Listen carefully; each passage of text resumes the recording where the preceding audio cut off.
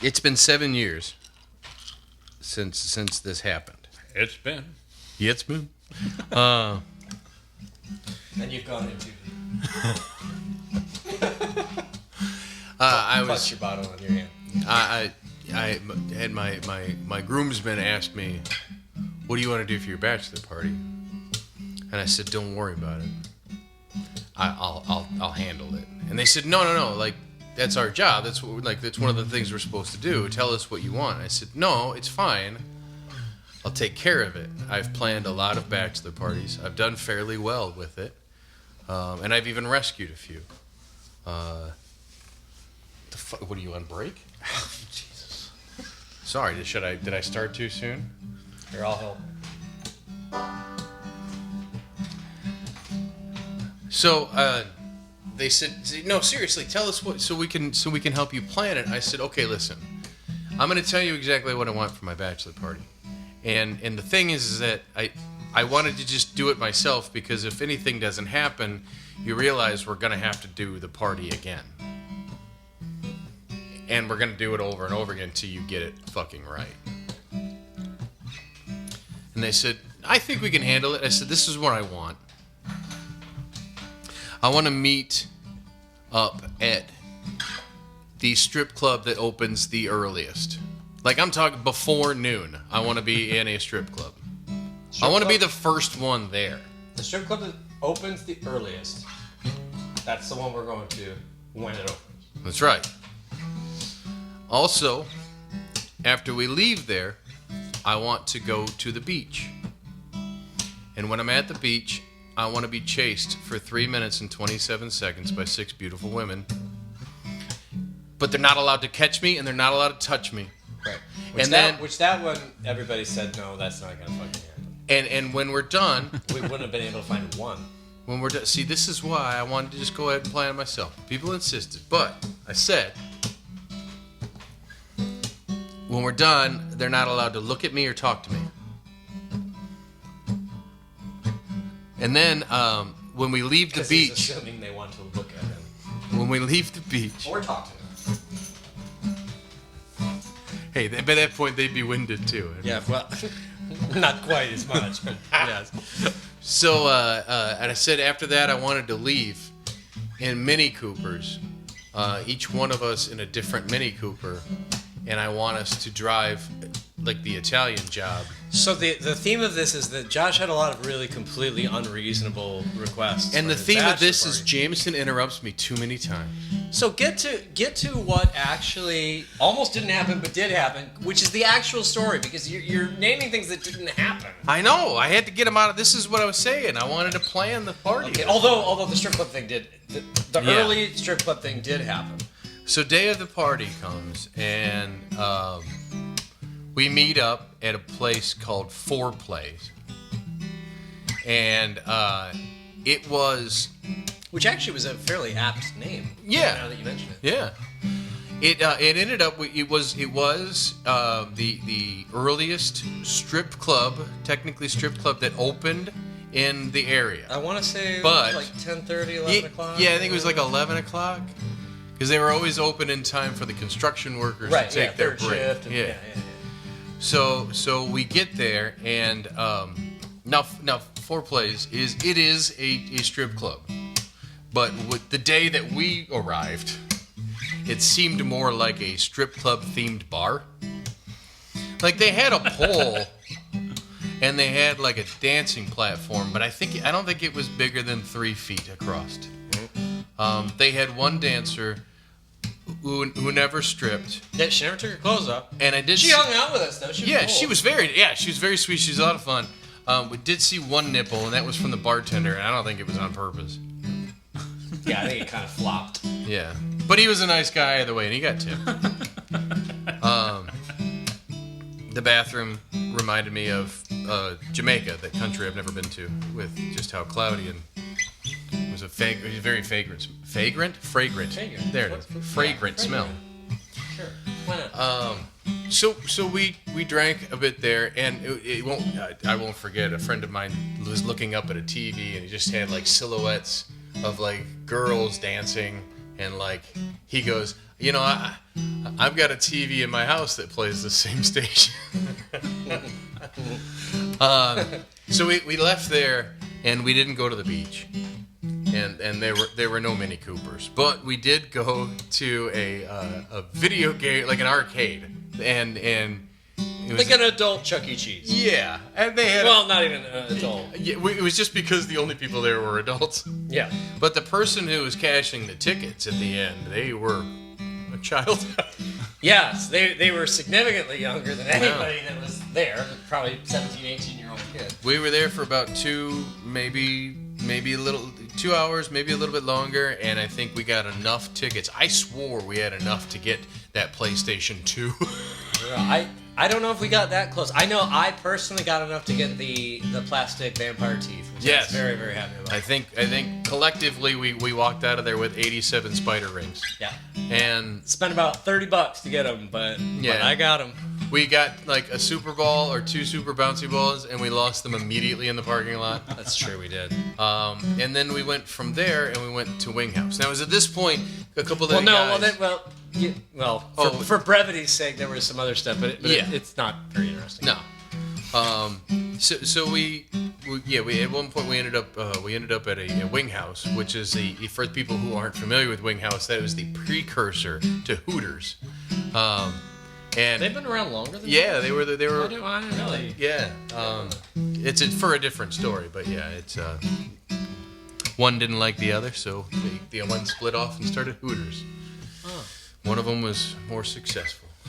Yeah, considerably. Yeah, because Hooters wings suck. Anyhow, I'm kidding, Hooters. If you want to sponsor us, we love your wings, but only bone in. Now, That's the only kind of wing.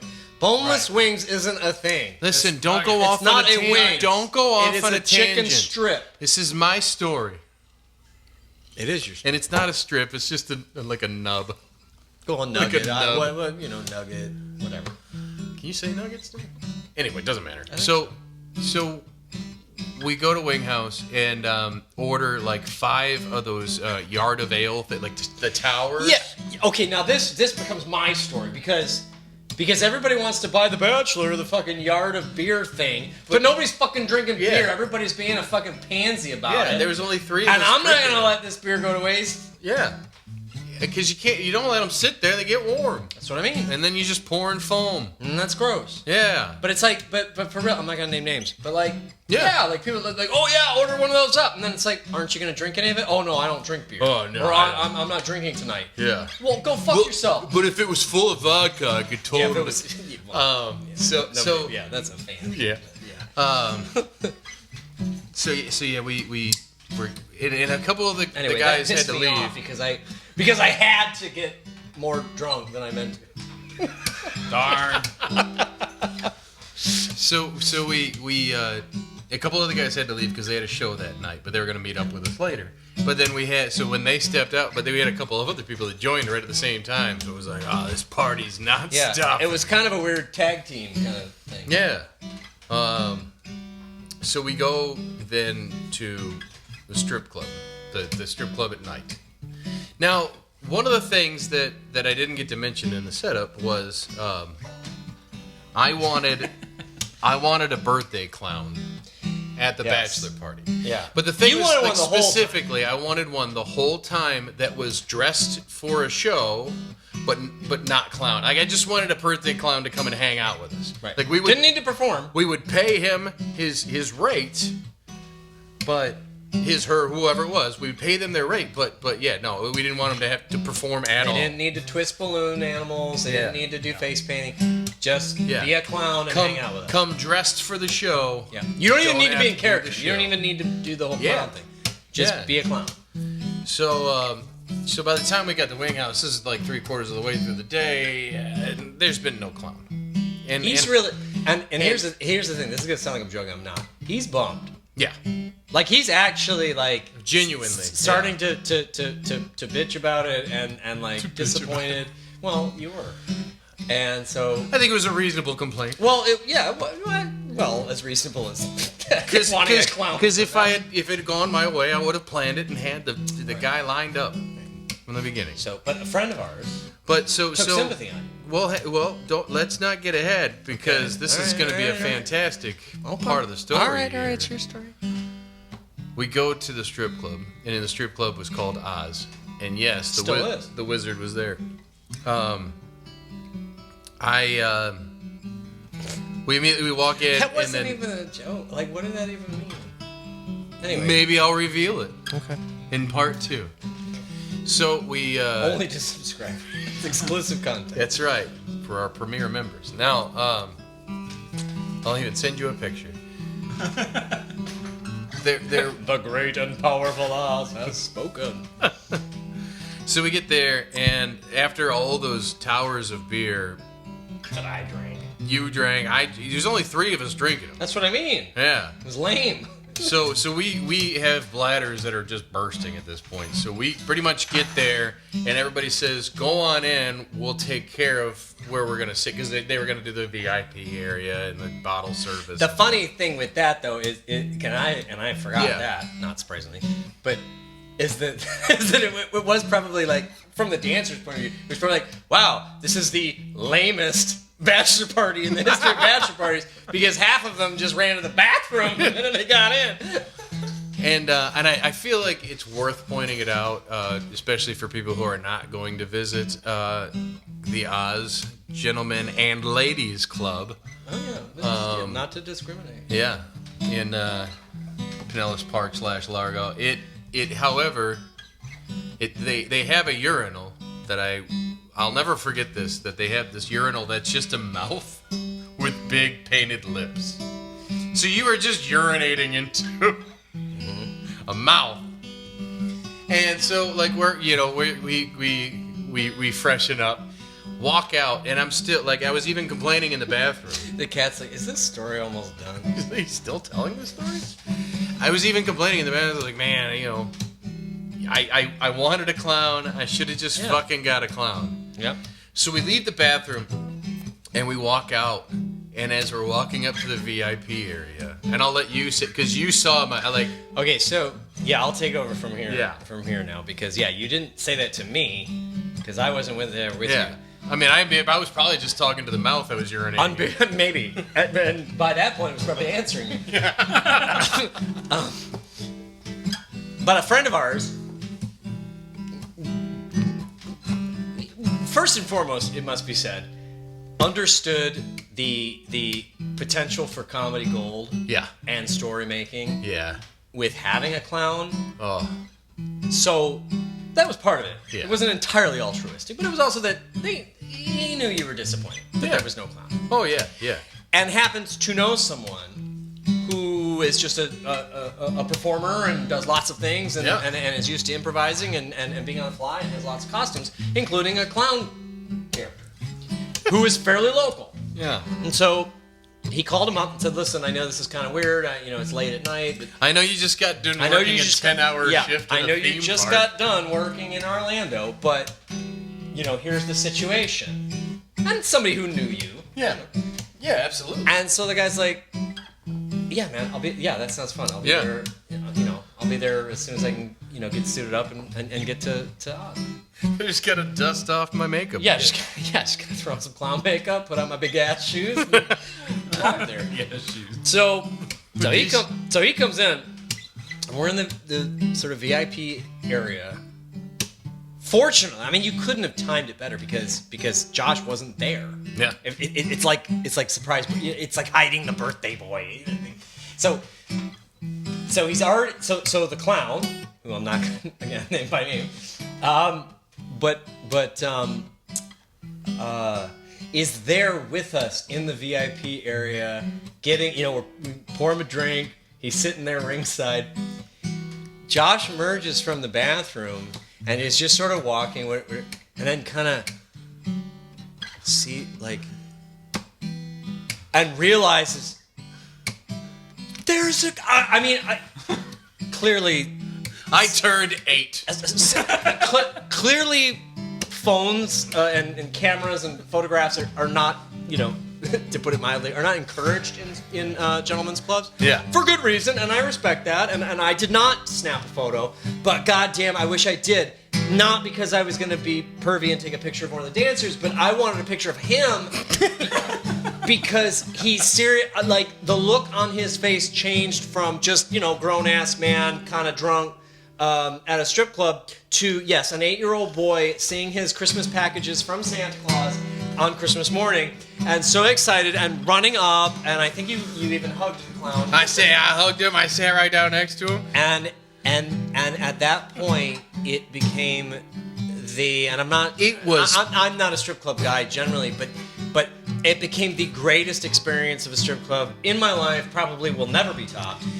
It was pandemonium.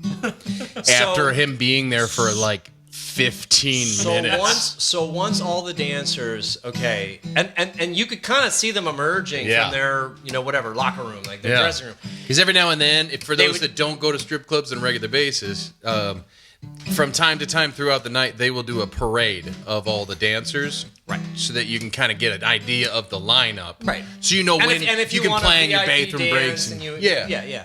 But that was the thing. But word quickly spread. Yeah. Again, I'm observing this as an outsider, but it was clear because you'd have ladies kind of coming out, looking in the general direction of the VIP area, and then running back into the dressing room.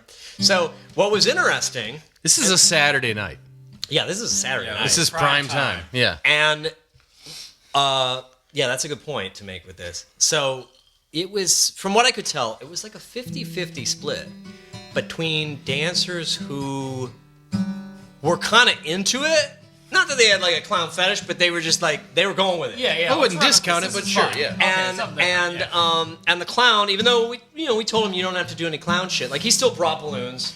So let me. And there were some. No, hold on. There were some dancers who were kind of into it and were like, I'm gonna roll with this whole clown thing. Yeah. And get some tips and make their money, and good for them.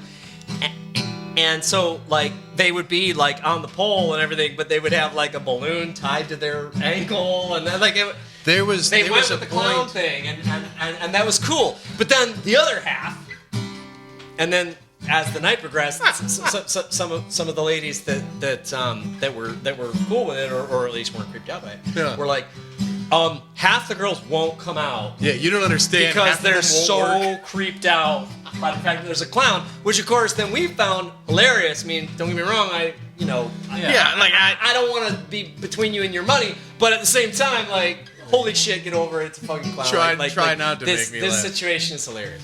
And I remember, so that night I think I was bought like 5 lap dances. Now the first one, I went in and did, like, it was the lap dance thing. I was from Detroit, so I sat in my hands. And but then after that it was like, okay, I mean, so I'm just having conversations and joking around and being drunk with strippers. And but at one point I came out of the back room and just saw, like, on every pole in the building that was currently occupied, women going up and down with, like, balloon animals on their head. It was a circus-themed strip club that night, and that's why I'm saying the wizard was in. It was fantastic. It was so much fun. I wish I was there. I've never, like, I've seen like people who dance for a living, especially in like scenarios and venues like that. You see shit. I mean, you see shit, and especially the shift that you work, you see some fucked up shit. But I will say, even though it was partly me that was responsible for this event transpiring, that was the funniest shit I'd ever seen in a strip club. Oh, it'll never be topped. I could go the rest of my life and never be in another strip club because it's never going to be that entertaining. Where do you go from there? When a clown outweighs boobs in attention, yeah. That should be the title of your autobiography. Clowns outweigh boobs. Clown outweighs boobs. Wow. And then we went back and played poker. Yeah, well, you did. Yeah. And I won. Yeah. Imagine that. I passed out. Yeah. Well, you had all those towers of beer. I did. I drank the lion's share of that beer. And then the VIP area, it was bullshit liquor. So I drank stuff that I don't normally because I was uncomfortable. There was only there was only one scotch. I mean, the clown stuff was cool, but yeah. strip clubs are not my scene. So I just drank, knocked over an ice bucket, as I recall, and I don't know. I don't think I've ever been that guy, but That's because we haven't told the story about Fort Taylor yet, but we can do that later. Oh yeah.